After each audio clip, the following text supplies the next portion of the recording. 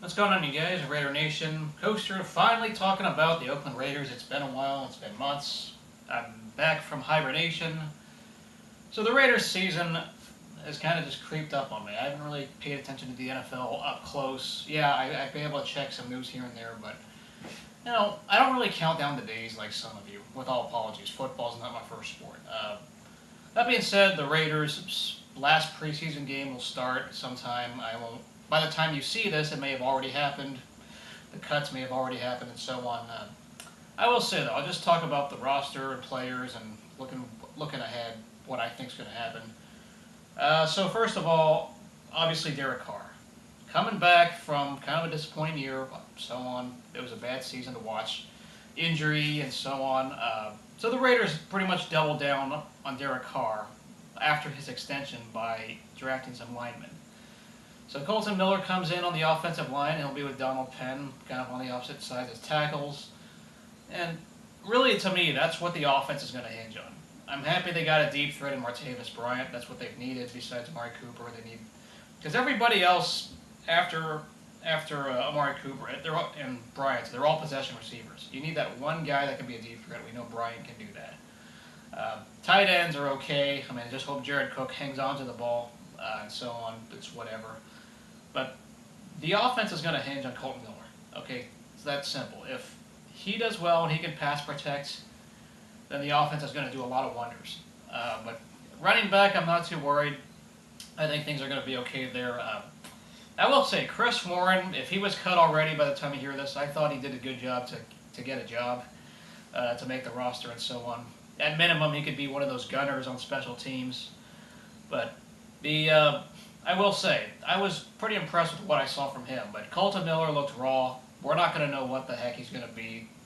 I would say by week 8 or 9 is what we'll find out how much he can develop and so on. But if he can pass protect, then this offense is going to do wonders. If not, then we're going to see a struggling offense like last year. Of course, on the defensive side, I think that this defense is going to be hinging on Markel Lee and then the two guys that were once first-round picks, Carl Joseph and Garon Conley. Conley we didn't see much of last year with the injury. Carl Joseph's just okay. But Markel Lee was the guy who started okay, and then he just kind of got worse and so on. But now he's got Derek Johnson, who got to mentor him. Former Chief guy who obviously was our enemy for a long time. You got to mentor him in preseason. Assuming he makes the team, he'll be a nice veteran presence. But I don't know how much gas he has left in the tank. There's a reason why he was a free agent, and so on. Defensive line should be all right. I don't have too much issues there. And I thought the defense last year played better than what I expected given the talent. But the secondary, I need to see more of. I don't know if I'm really impressed there, but once again, preseason is preseason. You can only judge so much. The only takeaway I can really get from preseason was that nobody gave away their cards. Okay, it wasn't just Gruden being secretive. Everybody did not play their starters at all. I think the starters played one possession. I think in the third game. Usually that's the one where they play a first half, but the fact that nobody played, or guys who were making the team did not play for most of the game, just tells you everything we need to know. Gruden did not want to give away a single thing about his team, and he was being all secretive. So that tells me, all right, we don't know what this team's going to be. I don't know. It's easy to judge and say from the outside, but none of us have any idea what this team's going to be way before week 1 and all that. I think this team is very unpredictable. They can have a high ceiling and a high floor, a low floor. It just varies. Obviously, health will be a factor. Play calling. I think his play calling is going to be okay, but will the Raiders play close, or will they actually play good football through most of the game and not blow it?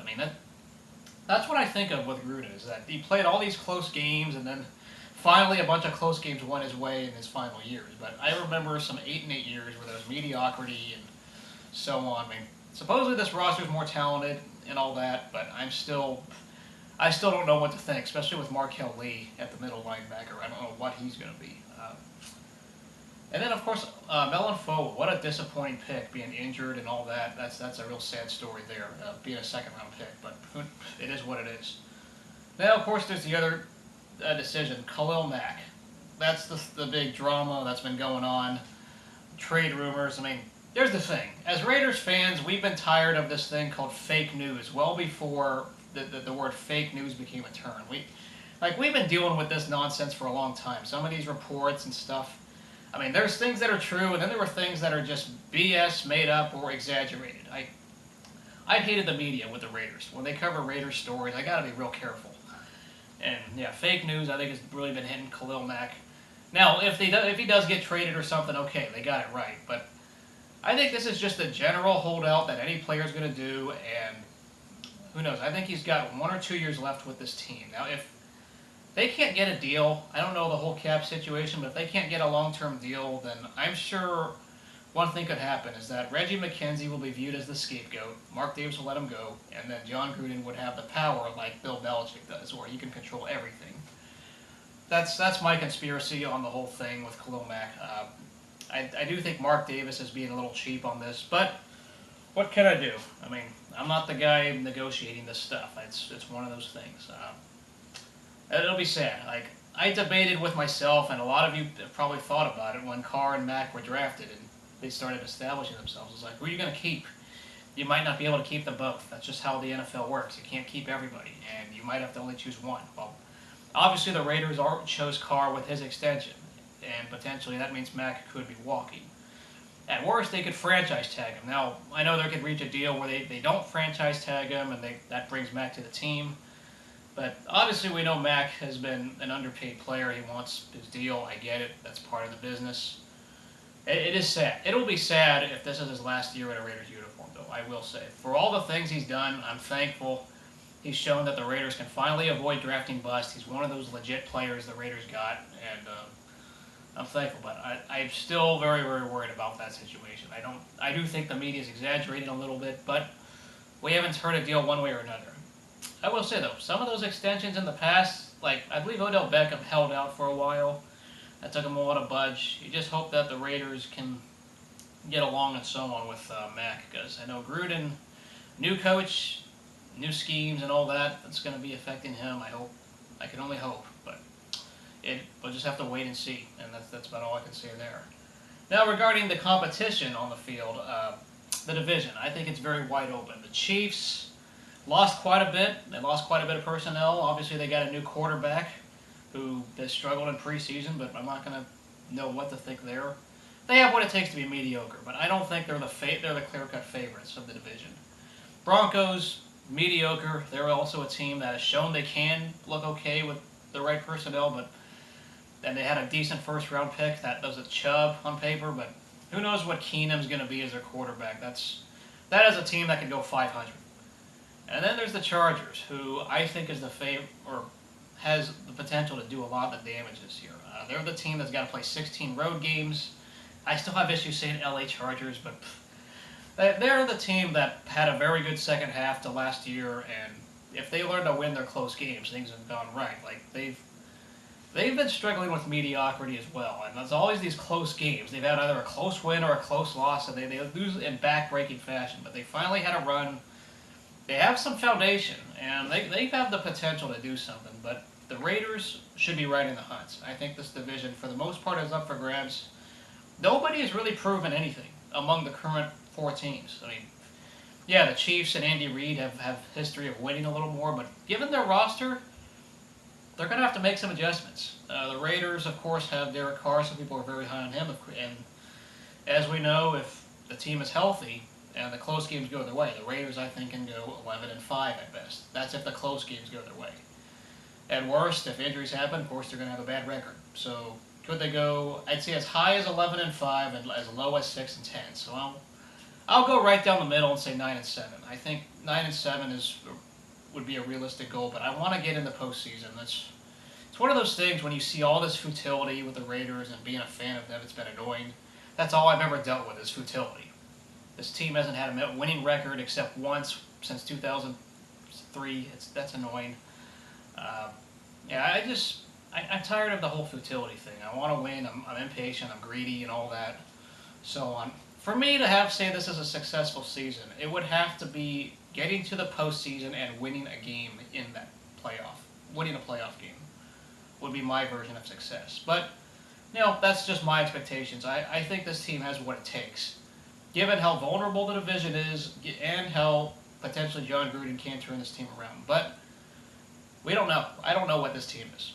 Nobody does. At least based on the preseason, we saw nothing. Absolutely nothing. And it is what it is.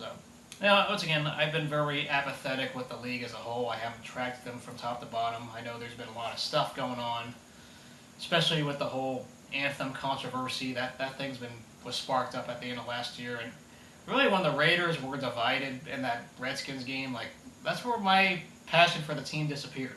Sorry, but they were not united. If they skipped the anthem together, okay, I would have said there's uniting, but they looked like a team that didn't care. They're just collecting their paychecks and that's it. And it tells me, why should I invest my money and time in this team if they're not going to care, go out on the field? No. That's how I felt about the league, is a lot of these guys want to get their points out, and it's fine. They can pay the fine for it now and so on. But I just think it's just dumb PR that it's going to divide your consumers no matter what way you think about it. I'm just kind of tired of the whole thing and whole spiel, and there's all the jokes about the no fun league. The other thing I'm also concerned about, these are my thoughts, other questions for you, is the helmet rule. I mean, we saw in the preseason some hits that I thought were clean, and they're going to be called a penalty.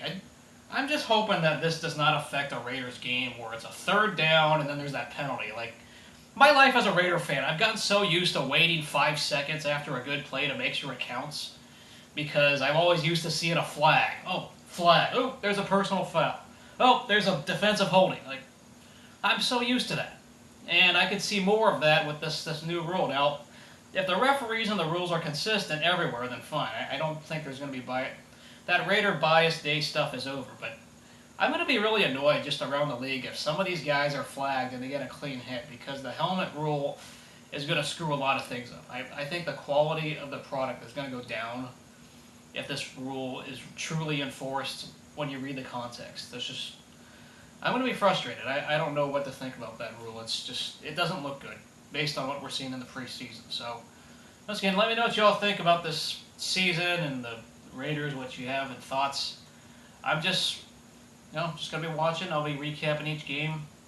But, of course, my time is going to come to an end soon, the day they become in Vegas. So, let me know what y'all think. I mean, it's another season. We'll see what happens. But I just hope the baseball diamond will last on the field for a very long time, and I hope it goes into October. See you guys then. Go Raiders.